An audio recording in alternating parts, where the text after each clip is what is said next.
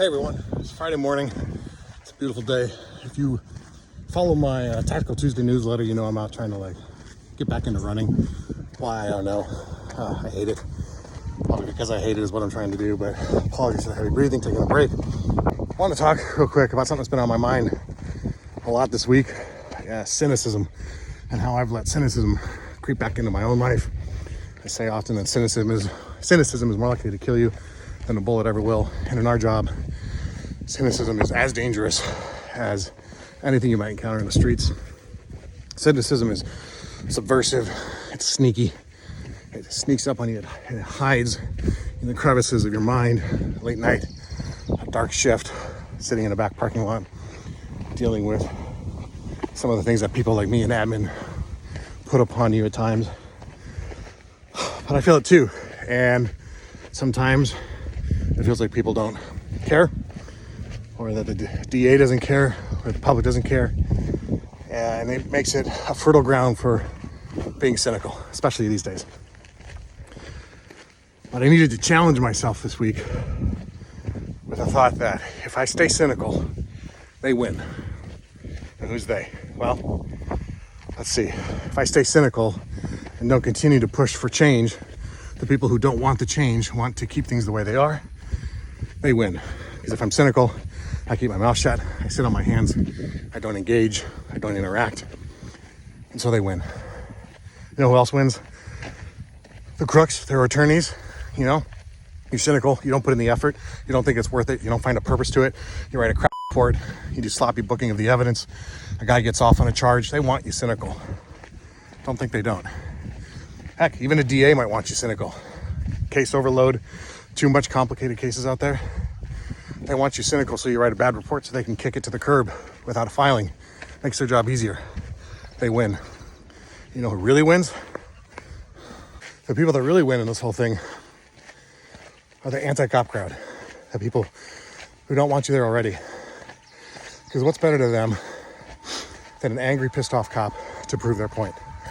To prove that we don't care, to prove that we're not engaged, to prove that we don't do anything anyway. And what's better for an anti-cop protester to encounter a cynical and jaded angry cop? You give them everything they want out of that. So, what do we do about it? Well, for me, first of all, recognizing it and recognizing that I let that kind of creep back into my mindset over the last couple of weeks is step one. And then trying to do something about it, well, that's the hard part, is any one of us can only control so much. So understand and learn to control what you can control.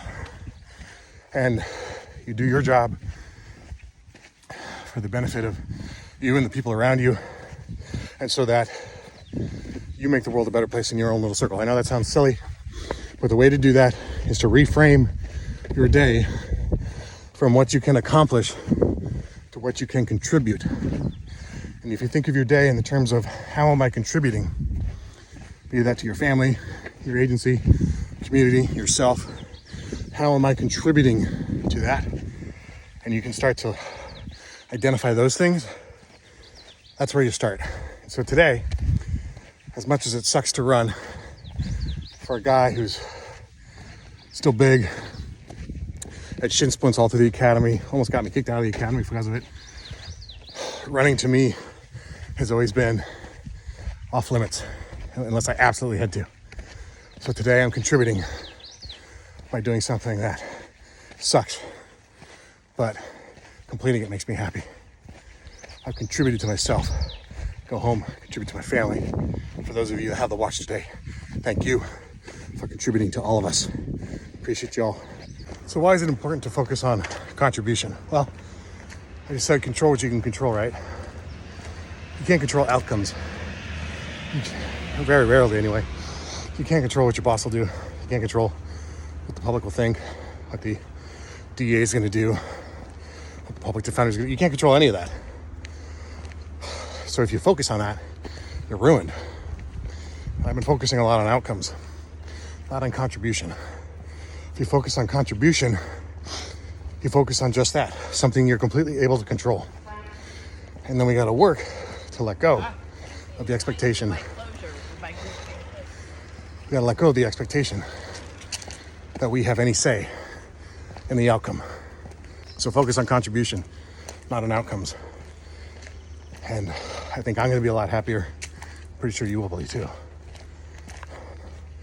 Take care of each other and stay safe.